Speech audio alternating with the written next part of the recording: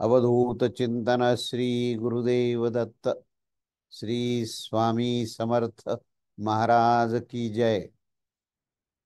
तेव्हा छांदोग्य उपनिषद चालू आहे आणि छांदोग्य उपनिषदातल्या 8वा अध्याय 8व्या अध्यायातला 8वा खंड चालू आहे। त्याचे पहिले 2 मंत्र घेतले आणि मागच्या वेळेस 3रा मंत्र आपण त्याच्यावरही विचार केला। तेव्हा त्याच्याकडे पुन्हा एकदा सीमावलोकन करून थोडीशी संक्षिप्त पुनरावृत्ती करून आपण आजचे पुढचे प्रवचन पाहू। पुढचे मंत्रावर आपण बोध घेऊया।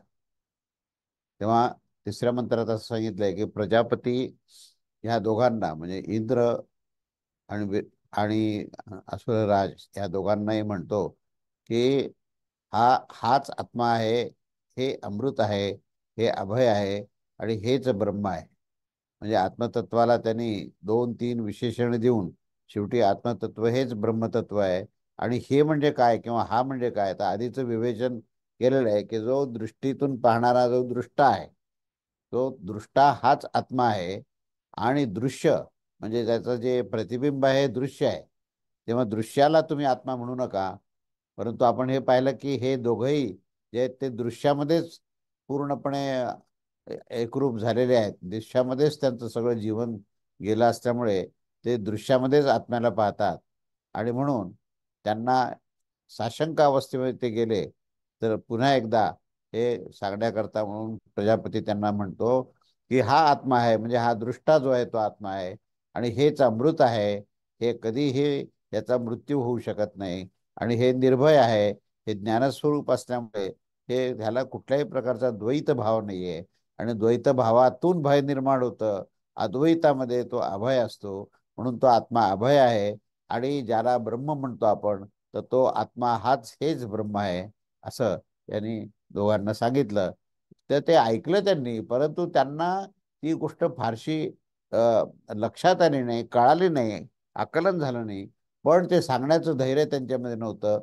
त्यांनी ऐकलं आणि ऐकून नंतर हे दोघंही शांत चित्ताने तिथून निघून गेले। तेव्हा याचा आशय असा आहे की त्यांनी अशा प्रकारे समजलं की यथै वेदम, अर्थात पूर्ववत ज्या प्रकारे आम्ही साधू अलंकार इत्यादी वैशिष्ट्य पूर्ण ह्या पोशाखामध्ये त्याच प्रकारे ते सर्वथा विपरीत निश्चय असणारे अशा प्रकारे ते होऊन गेले, निघून गेले तिथून। ज्याप्रमाणे आत्म्याचे लक्षण हे आत्मा पहतमा पापमा, म्हणजे तो पापापासून ही भिन्न आहे असं लक्षण सांगितलंय।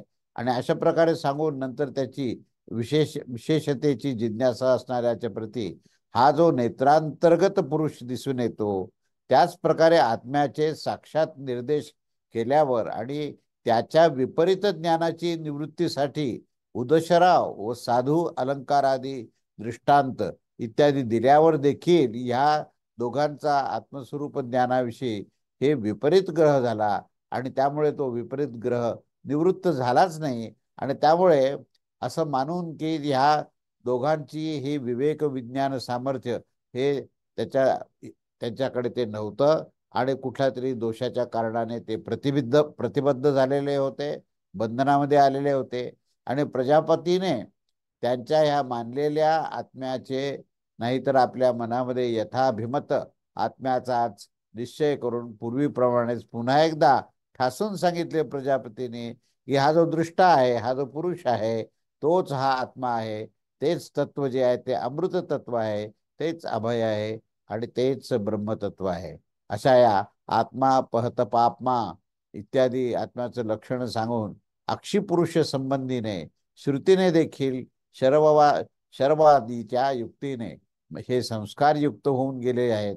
आता ह्या सर्व माझ्या निवेदनास पुन्हा पुन्हा स्मरण करताना प्रतिबंधाचा क्षय झाल्यावरच त्यांना स्वयंचा आत्म्याच्या संबंधाने विवेक निर्माण होईल असे मानून आणि पुन्हा ब्रह्मचर्याचा आदेश दिल्यावर त्यांना जे दुःख होईल त्यापासून संरक्षण करण्यासाठी प्रजापतीने ही कृतार्थ बुद्धी होऊन गेली आणि त्यांना त्यावेळेस दोघांची उपेक्षा केली।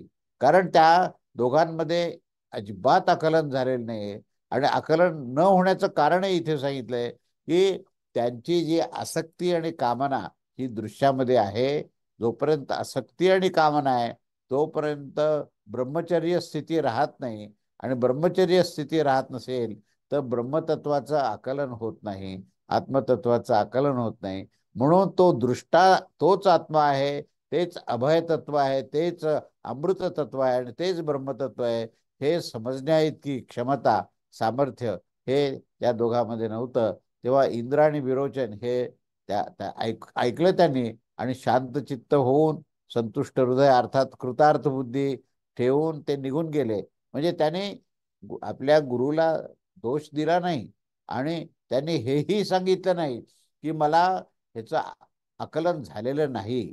फक्त त्याने आपल्या गुरुची आपल्यावर कृपा आहे असं समजून संतुष्ट हृदयाने, कृतार्थ बुद्धीने आणि शांत चित्ताने ते तिथून निघून गेले. परंतु अशा प्रकारच्या वृत्तीतून ज्याच्यामध्ये अज्ञान झालं, आकलन झालं नाही, फक्त कृतार्थ बुद्धी ठेवली तर हा काही शम नाही. कारण जर त्यांना शम झालेला होता तर विपरीत ग्रहण निवृत्त झालेला असता, पण त्यांना खऱ्या अर्थाने उपरती झालेली नाही, म्हणून त्या ठिकाणी शम नाही. आणि म्हणून विपरीत जे तत्वाची जी त्यांच्या चित्तामध्ये जे ठासून गेलं होतं तेही निवृत्त झालेलं नव्हतं. तेव्हा अशा प्रकारे हे गेलेले ते भोगासक्त राजा इंद्र आणि विरोचनाला पूर्वी सांगितलेले आत्मलक्षणाचे विस्मरण होऊन जाईल अशा शंकेने प्रत्यक्ष वचनाद्वारे व अप्रत्यक्ष रूपाने अनेक हार्दिक दुःखाची निवृत्तीची इच्छा करणारे असे हे पुढे सांगतात पुढच्या मंत्रामध्ये. मंत्र क्रमांक 4, अध्याय 8, खंड 8, मंत्र क्रमांक 4. तेव्हा या चौथ्या मंत्रात ते म्हणतं की तौ हा वीक्ष्य प्रजापतिरुवाच उपल अभ्यात्मान मनु विद्यव्रजतो यतर यदतु उपनिषदो भविष्यन्ति देवा असुरा वा ते परा भविष्यन्ति इति स शांतहृदय एव विरोचनो सुरांज गाम ते भो हायितम उपनिषद प्रोवाचाम मयि वेह महय्य आत्मा परिचर्य आत्मानमेव वेह मह हन्नात्मानं परिचन्यो भौ लोकाव वा आपनोतिम चामुच्चेती. अर्थ असा आहे की प्रजापतीने त्यांना दूर गेलेले पाहून असं सांगितलं की ह्या दोघांनाही आत्म्यास उपलब्ध केल्याशिवाय त्यांचा त्यांचा खऱ्या अर्थाने त्यांचं पूर्णपणे हे जीवन सर्वतोपरी सार्थक झाल्याशिवाय ते असेच गेलेले आहेत. ते देवता असतील किंवा ते असुर असतील, जे कोणी आहे असे निश्चय असणारे असतील तर त्यांना त्यांचा हा पराभवच होईल. आता हा जो विरोचन होता ना, त्यांच्या मनामध्ये काय विचार होते तर तो शांतचित्ताने असुराच्या समीप गेला आणि त्यांनी ही ब्रह्मविद्या, त्याला जी आकलन झालेली ब्रह्मविद्या आहे ती ऐकवली. आणि ह्या लोकात आत्मा म्हणजे काय तर आत्मा हा देहच आहे असं समजून तो आत्म्याचं पूजन म्हणजे देहाचंच पूजन आहे आणि आत्म्याचं सेवन जे आहे ते देहाचंच सेवन आहे. आत्म्याची पूजा आणि परिचर्या करणारा पुरुष इहलोक आणि परलोकामध्ये तो सर्व काही प्राप्त करून घेऊ शकतो. असं तो असुर राजाचं आकलन आहे. म्हणजे हे विपरीत आकलन आहे की तो देहालाच आत्मा मानतो, कारण दृश्यामध्येच तो आत्मा पाहतो, त्यामुळे त्याला त्या आत्म्याचं खऱ्या अर्थाने आकलन होत नाही. आणि म्हणून तो आत्म्याचं अध्ययन करावं, आत्म्याचं पूजन करावं, आत्म्याची स्तुती करावी असं म्हणत असताना तो देहावरच त्याचं आरोपण करून तो देहाचं पूजन करावं, देहाची स्तुती करावी अशा या निष्कर्षाला तो आलेला असल्यामुळे त्याचं जे आकलन आहे ते हे अतिशय विपरीत अशा प्रकारचं आहे. तेव्हा ह्या चौथ्या मंत्राचा आशय असा आहे की प्रजापतीने त्यांना दूर गेलेले पाहिलं आणि त्यावर ते असं म्हणतात य आत्मा पहत पापमा इत्यादी वाक्याच्या समान हे वचन देखील त्यांच्या कानावर पडेल. त्यावर त्यांनी सांगितलं की हे इंद्र, हे विरोचन, उपर्युक्त लक्षणं असणाऱ्या आत्म्यास जाणल्याशिवायच, त्यास आपण प्रत्यक्ष केल्याशिवायच विपरीत निश्चयाने युक्त होऊन तुम्ही जात आहात. या कारणाने विशेष रूपाने काय बोलता येईल, ज्या आपण देवता अथवा असुर ह्या उपनिषदाच्या अनुसार होतील त्यांच्याद्वारे जी आत्मविद्या ग्रहण केली जाईल तीच ज्या देवता अथवा असुराची विद्या आहे ती उपनिषदाच्या अनुसार असेल. असे उपनिषद आणि असे विज्ञान अर्थात असा निश्चय असणारा जो कोणी असेल त्यांचे काय होईल बरे, तर त्यांचा पराभवच होईल. कारण विपरीत आकलन झालं आणि त्यालाच सत्य जर मानलं तर त्याचा पराभव निश्चित होणार.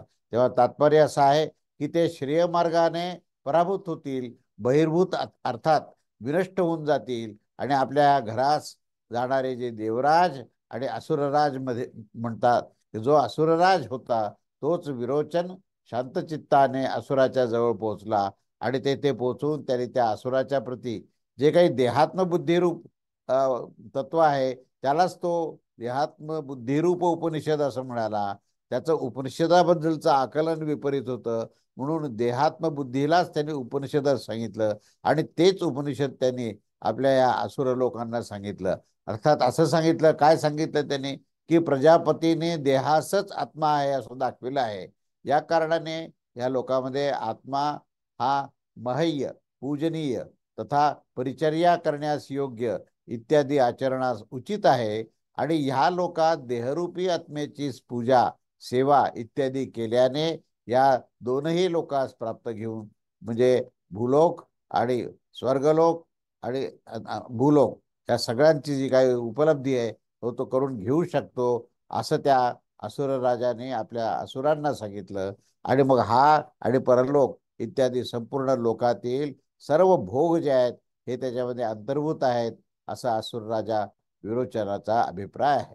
म्हणजे विपरीत जर आकलन झालं तर काय होऊ शकतं हे उदाहरण आहे की आता सुद्धा आपण जेव्हा आत्म्याचं अध्ययन करताना बरेचसे लोक जे आहेत ते बाह्य जी सृष्टी आहे, बाह्य जी प्रकृती आहे, त्या बाह्य जे दृश्य आहे त्या दृश्यालाच जर ते आत्मा म्हणत असतील, म्हणजे आपण पुष्कळदा म्हणतो की बाबा मूर्तीपूजा आपण करतो आणि मूर्तीपूजा करत असताना जोपर्यंत त्या मूर्तीपूजेमध्ये असलेलं अमूर्त अधिष्ठान असलेलं ब्रह्मतत्वाचं जर आकलन नसेल, केवळ बाह्य जी मूर्ती ज्याच्याने घडलेली आहे त्या मूर्तीला जर तो परमेश्वर समजत असेल तर ती विपरीत अवस्था आहे आणि म्हणून त्याचा त्याचा हा पराभूतच होणार.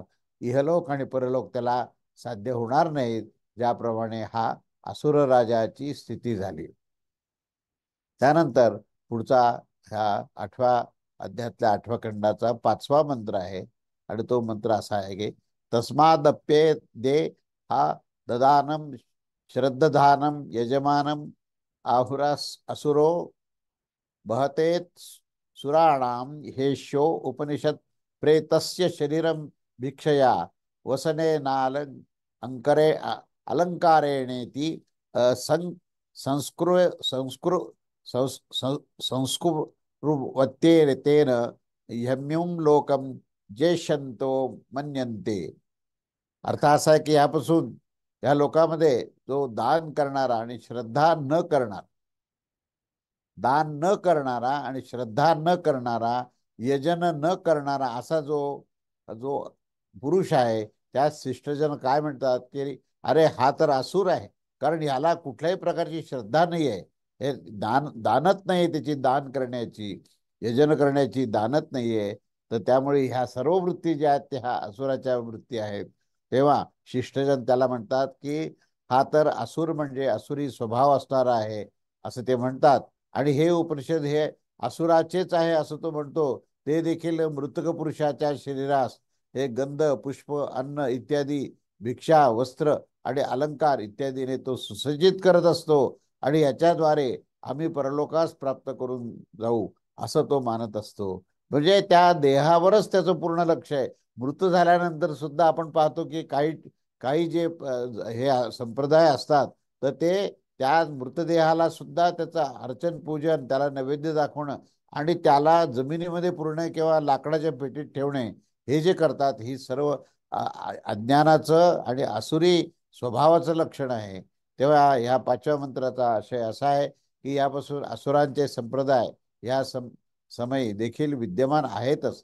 त्यामुळे ह्या लोकांमध्ये अददान म्हणजे अन्नदान न करणे, अर्थात त्यांचा स्वभाव धनाचा विनियोग करणे नसतं, अश्रद्धा असते, सत्कार्यामध्ये श्रद्धा न ठेवणारे असतात आणि अयजमान म्हणजे तो कोणाचंही यजमानत्व तो स्वीकारत नाही असा त्याचा स्वभाव असतो आणि यथाशक्ती तो यजन देखील करत नसतो.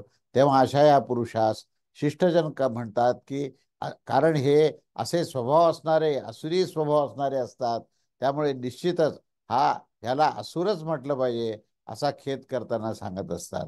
कारण की हे अश्रद्धदान जो इत्यादी लक्षणे असणार जो आहे आणि त्यालाच ते उपनिषद समजून ते असुराचं उपनिषद आहे असं ते म्हणतात. तेव्हा त्या उपनिषदाने संस्कारयुक्त होऊन ते मृतक पुरुषाच्या शरीरासच अर्थात शवास, गंध, पुष्प आणि अन्न इत्यादी रूप, भिक्षा, वसन आणि वस्त्र इत्यादी द्वारा आच्छादन आदी करण्यासाठी विधीनुसार आणि ध्वजा, पताका इत्यादी रूपाने अलंकृत संस्कृत करत असतात आणि असे मानत असतात की या शवाच्या संस्कारानेच आम्ही मरून आपल्याला प्राप्त होण्यास योग्य होऊ, आम्हाला उत्तम लोक मिळेल. म्हणजे यांची सर्व काही जी काही श्रद्धा म्हणा किंवा जी काही पूजनाची वस्तू जी आहे ती प्राकृत म्हणजे ही पंचमहाभूताने बनलेला जो देह आहे त्याच्यावरच त्यांचं संपूर्ण लक्ष आहे. आणि म्हणून मृत झालेल्या शवाचं दहन करण्याच्या ऐवजी ते दफन करतात आणि त्याच्या आधी सर्व अलंकार आणि सर्व प्रकारचं त्याला त्याचं पूजन करतात आणि तेच आपल्याला परलोकाला उत्तम लोक मिळेल अशी त्यांची ही विपरीत श्रद्धा असते. हे अशा प्रकारचं त्यांचं हे विपरीत ज्ञान असतं. अशा प्रकारे छांदोग्य उपनिषदातील अष्टमाध्यायाचा जो अष्टम खंड आहे तो इथे संपूर्ण झालेला आहे. आता पुढचा खंड आपण पाहूया, नवम खंड.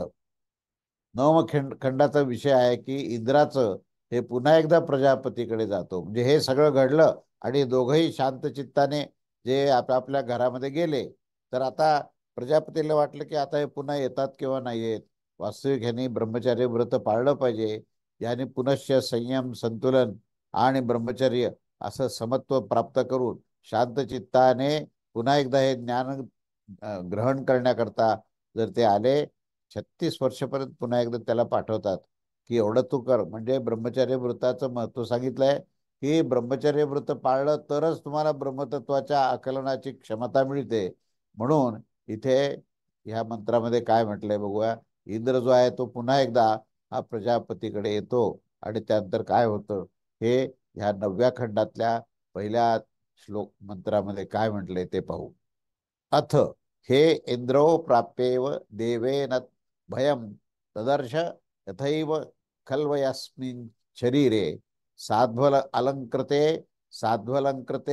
भवति सुवसने सुवसनः परिष्कृते परिष्कृत एवमेवायम अस्मिन् धेन्दो भवति स्रामे स्रामः परिब्रह्मे परिब्रह्मणे परिभ्रमणको सैव शरीरस्य नाशमन्वेष्य नश्यती.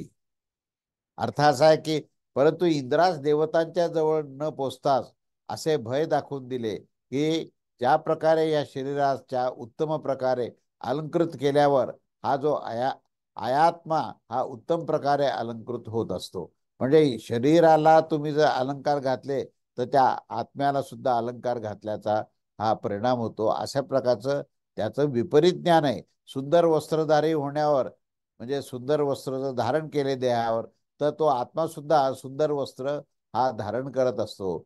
परिष्कृत होण्यावर तोही परिष्कृत होतो. त्याच प्रकारे आंधळे होण्यावर तोही आंधळा होतो. श्राम होण्यावर तोही श्राम होतो आणि खंडित होण्यावर तोही खंडित होतो. अशा शरीराचा नाश झाल्यावर देखील तो हा नष्ट होतो. परंतु खऱ्या अर्थाने आत्मा नष्ट होत नाही असा हा सिद्धांत आहे. तेव्हा आशय असा आहे की इंद्राने त्या देवतांच्या जवळ न पोचताच, कारण की ते अक्रूरता आणि दैवी संपत्तीने युक्त होते. त्यामुळे हा जसा विरोचे जो असुर राजा आपल्या असुर राज्यात गेला, परंतु इंद्र जो आहे तो मध्येच थांबला आणि तो चिंतन करायला लागला आणि त्याला असं वाटलं की माझ्याकडे सांगण्यासारखं देवतांना काहीच नाहीये.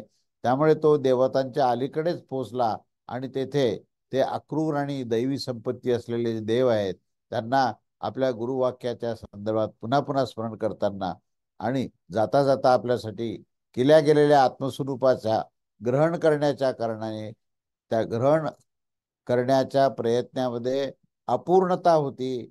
हे पूर्ण ज्ञान प्राप्त झालं नव्हतं आणि म्हणून त्याला एक प्रकारचं भय निर्माण झालं. जलपाताराच्या दृष्टांतामध्ये प्रजापतीने ज्यासाठी, ज्या अर्थात देहाचे अनात्मत्व प्रदर्शित करण्यासाठी जो व्यभिचारी स्वरूप आणि न्याय प्रदर्शित केला होता, त्याचा एकदेश इंद्राच्या बुद्धीमध्ये स्फुरित झाला. याने की म्हणजे त्या छायेमध्ये तो जो दृष्टा आहे, त्या दृष्टाला पाहण्याकरता म्हणून तुम्ही त्या दर्पणामध्ये किंवा जलाशयामध्ये त्याला पाहिलं, पण याचा अर्थ असा नाहीये की जलाशयात दिसणार जे आहे तोच आत्मा आहे असं म्हणता येणार नाही. आता त्या ठिकाणी तो गोंधळलेला आहे इंद्र, आणि म्हणून तो तिथे त्याला असं वाटलं की आपल्याला परिपूर्णपणे आकलन झालं नाही, आणि त्यामुळे जी छाया असते त्या छायेलाच त्यांनी आत्मरूपाने ग्रहण केले, आणि त्यामुळे त्याला एक प्रकारचा दोष दिसू लागला. कसा दोष दिसू लागला? तर ज्या प्रकारे निश्चितच या शरीरास ही उत्तम रीतीने अलंकृत केल्यावर किंवा सुंदर वस्त्र धारण केल्यानंतर किंवा परिष्कृत झाल्यानंतर तोही परिष्कृत होतो, तोही सुंदर वस्त्र धारण करतो, तोही अलंकार धारण करतो. अशा प्रकारची तुमची विपरीत धारणा आहे. अर्थात नख लोम इत्यादीची निवृत्ती झाल्यावर जो परिष्कृत होतो तसा छायात्मा देखील परिष्कृत होतो. नख लोम जो इत्यादी रहित होऊन जातो, त्याच प्रकारे छायात्मा देखील, कारण का छायेमध्ये तुम्ही जे शरीराला संस्कार केले ते संस्कार तुम्हाला त्याच्या प्रतिबिंबामध्ये निश्चितच दिसतील.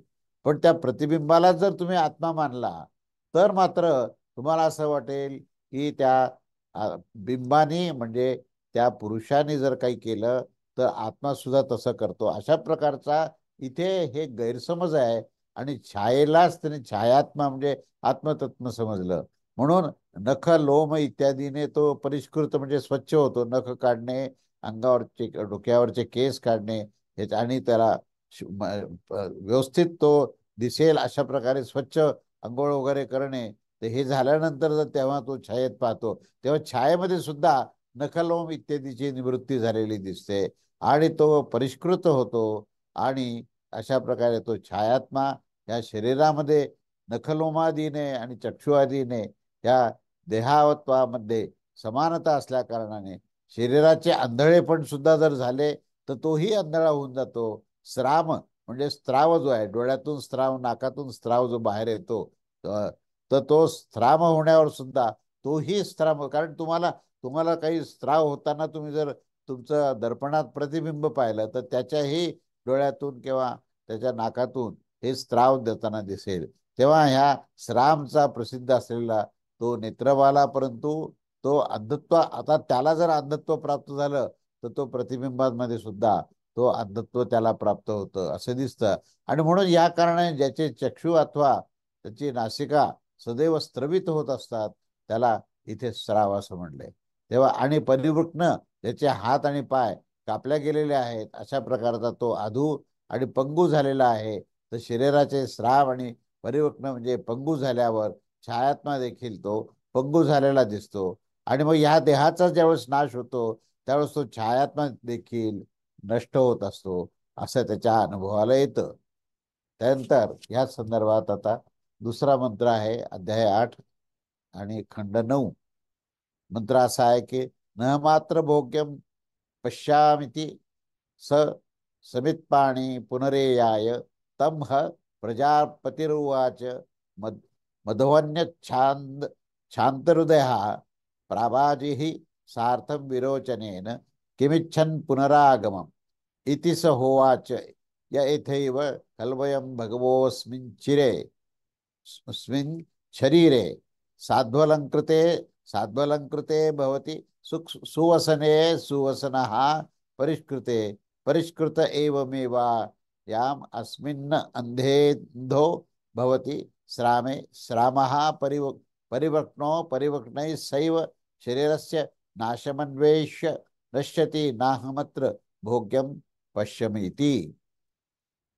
या छाया दर्शनामध्ये मी काहीही भोग पाहत नाही. हे पहिल्यांदा विधान आहे त्याचं, की मी छायेमध्ये जे काही माझं ते पाहतो की त्या देहाची छाया त्या दर्पणात पडलेली आहे, आणि तो देह जसा भोग भोगतो, वस्त्र आहेत, अलंकार आहेत, अशा प्रकारचे तो फुलाचे हार आहेत, हे सगळं तो धारण करतो, तेव्हा त्या मुख्य जो पुरुषाला जो भोग मिळतो, तर आपल्याला जरी छायेमध्ये अशाच प्रकारे त्यांनीही अलंकार घातलेत आणि त्यांनीही वस्त्र नेसलेत, अशा प्रकारचे दृश्य जरी दिसत असलं तरी त्या छायात्म दर्शनामध्ये मला कोणत्याही प्रकारे त्यांनी भोगप्राप्त खरोखरच केले आहेत असं मला वाटत नाही. आणि त्यामुळे ते समितपाणी होऊन म्हणजे प्रजापतीच्या जवळ आले आणि त्यांना त्यांना प्रजापतीने सांगितलं की इंद्र, तुम्ही तर विरोचनाच्या बरोबर शांतचित्ताने होऊन गेलेले होता आणि मग आता कोणत्या इच्छेने तुम्ही पुन्हा परत आलेला आहात. त्यावर त्यांनी सांगितले की भगवान, ज्या प्रकारे हा जो छायात्मा या शरीरास उत्तम रीतीने अलंकृत होण्यावर आणि सुंदर वस्त्र इत्यादी धारण केल्यावर केलेला असतो आणि परिष्कृत झाल्यावर तोही परिष्कृत होतो, त्याच प्रकारे ह्याचं आंधळे होण्यावर आंधळा, श्राम झाल्यावर श्राम, खंडित झाल्यावर खंडित होऊन जाणे आणि शरीराचा नाश झाल्यावर हा देखील नाश होऊन जातो. तेव्हा मला ह्यात कोणतेही फल दिसून येत नाही. सगळ्यात शेवटचं महत्वाचं आहे.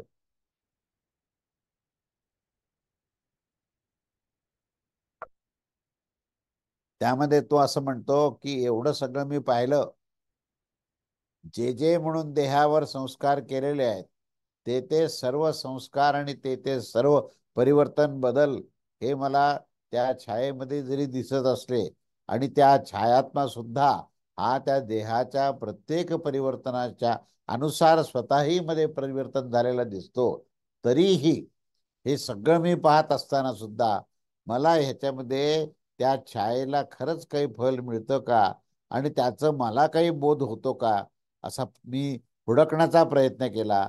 तेव्हा मला असं दिसून येतं की यामध्ये मला कोणतंही फल दिसून येत नाही.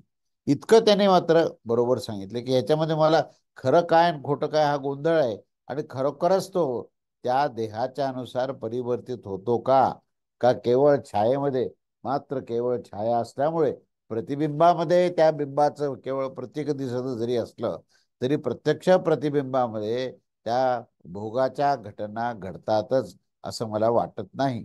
असा या मंत्राचा अर्थ आहे. त्या मंत्राचा आशय असा आहे की या छायात्मक दर्शन अथवा देहात्म दर्शनामध्ये मी कोणतेही भोग्य फल पाहत नाही, हा त्यातला महत्वाचा निष्कर्ष आहे. अशा प्रकारे ह्या देहात्मदर्शन आणि छायात्मदर्शनामध्ये दोषास निश्चय करून ते समितपाणी होऊन पुनश्च ब्रह्मचर्य वास करण्यासाठी परत आले.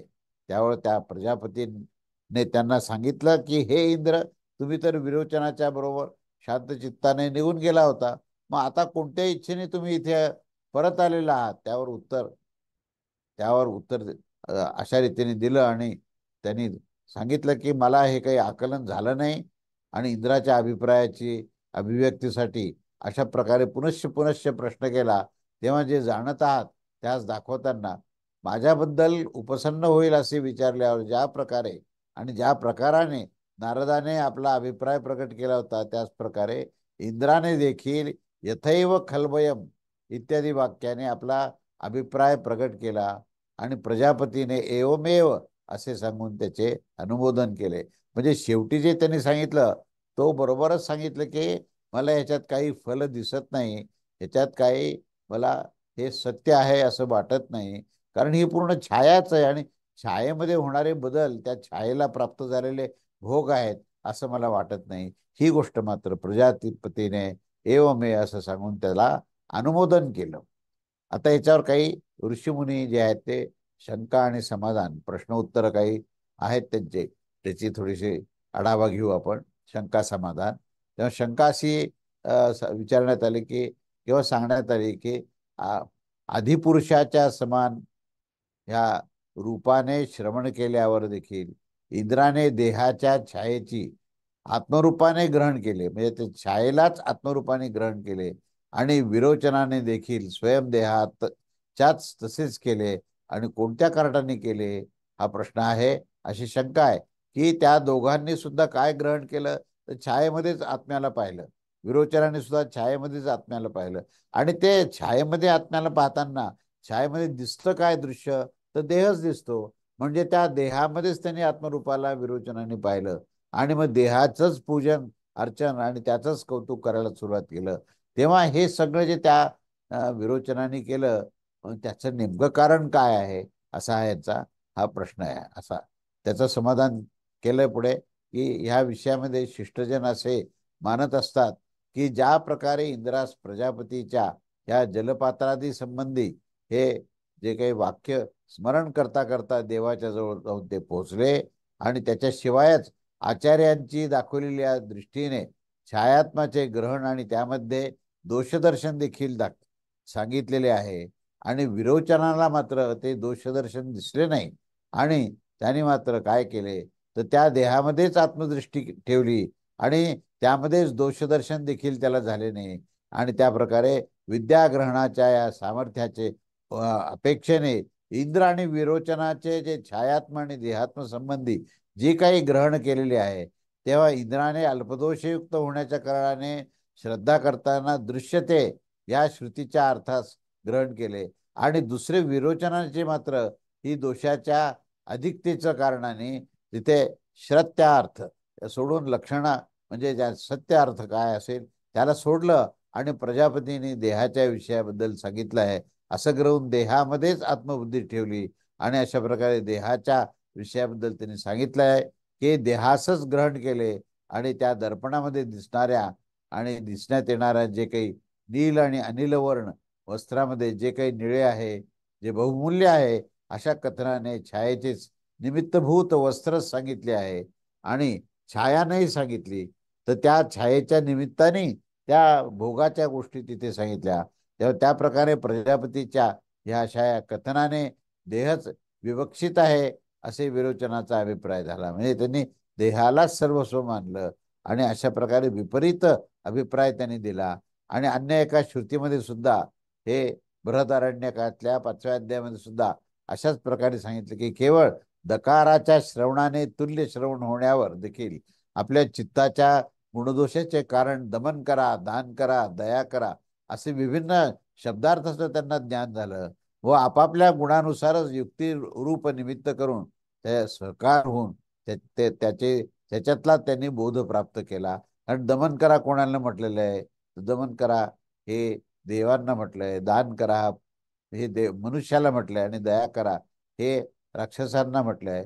अशा प्रकारे प्रत्येकाच्या वृत्ती प्रवृत्तीच्या नुसार त्यांनी आपापल्या कोणाला हे काय लागू पडतं याचा विचार करून त्यांनी त्याचा बोध घ्यावा, आणि आपल्या गुणानुसार युक्तिरूप निमित्त देखील हे सहकार्य होऊन जात असतात, आणि याचा संपूर्ण बोध त्या पद्धतीनेच प्राप्त होत असतो. त्यानंतर पुढचा 8व्या अध्यायातला 9व्या खंडातला तिसरा मंत्र असा आहे की एवमयी वैश मधवन्निती होवा चैतम त्वेव ते भूयोन्वाख्यास्यामि वासापराणि द्वात्रिंशत वर्षाणिति स हापराणि द्वात्रिंशत तस्मै होवाच. अर्थ असा की हे इंद्र, ही गोष्ट अशी आहे, प्रजापती म्हणतोय बरं का हे, की हे इंद्र ही गोष्ट अशी आहे की मी तुमच्या प्रती याची पुनश्च व्याख्या करेन. आणि आता तुम्ही हे सगळं समजून घेण्याकरता आता तुम्ही 32 वर्षे इथे राहा आणि ब्रह्मचर्य व्रत पाळा. इंद्राने 32 वर्ष आणखी निवास केला. तेव्हा प्रजापतीने त्यांना ही गोष्ट सांगितली की आता तरी तुम्ही हे ज्ञान प्राप्त करा. आणि म्हणून त्यांनी त्यांच्या प्रती पुनश्च हे याचं विवेचन करायला त्यांनी प्रजापतीने सुरू केलं.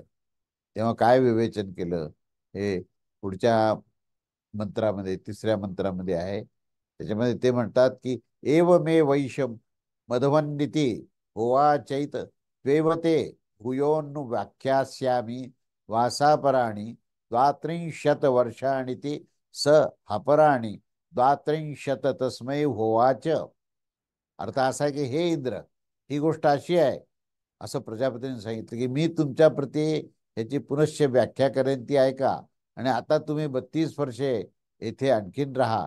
इंद्राने 32 वर्षे निवास केला. तेव्हा प्रजापतीने त्या सांगितलं की हे इंद्र, अशी गोष्ट आहे, तुम्ही ठीकच समजलेला आहात.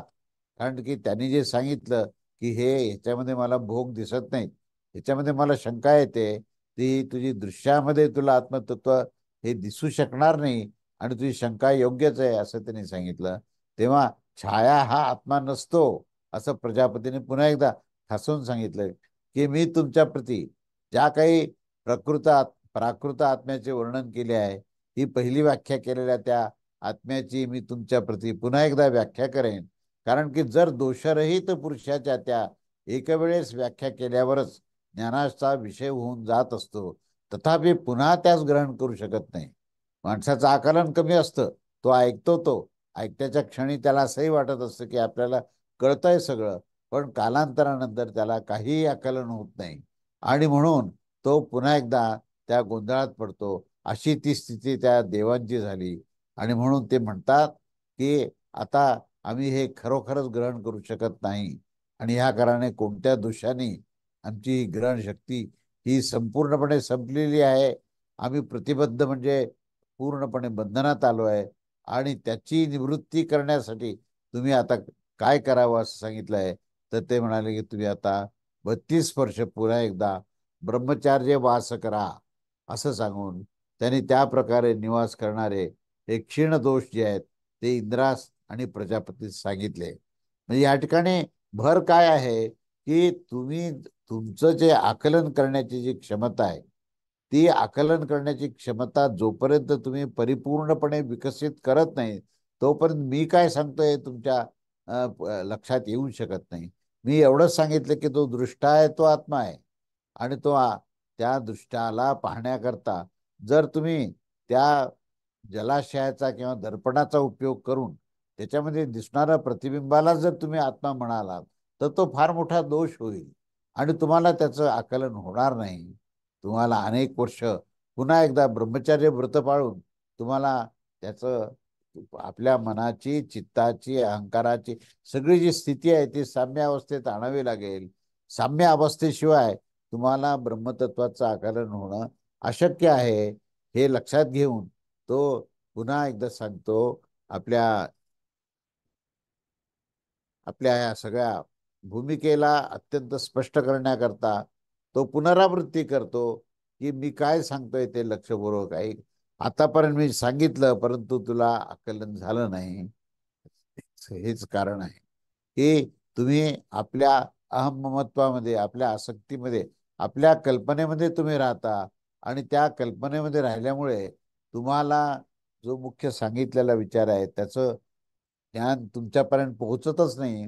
तुम्ही स्वीकार करण्याच्या स्थितीमध्येच नसता आणि त्या कारणाने इथे तुमची ही स्थिती झालेली आहे आणि म्हणून तुम्ही सावधान व्हा आणि तुम्ही आता काय करा की ती स्थिती प्राप्त होण्यासाठी, ती योग्यता प्राप्त होण्यासाठी तुम्ही आता ह्या या सर्व गोष्टीचं मंथन करण्यासाठी तुम्ही पुन्हा एकदा या ब्रह्मचार्य व्रताला सुरुवात करा आणि 36 वर्षापर्यंत ब्रह्मचार्य व्रत तुम्ही पाळलं तर तुमचं हे जे काही दोष तुमच्यामध्ये आलेले आहेत, काय दोष आलेले आहेत?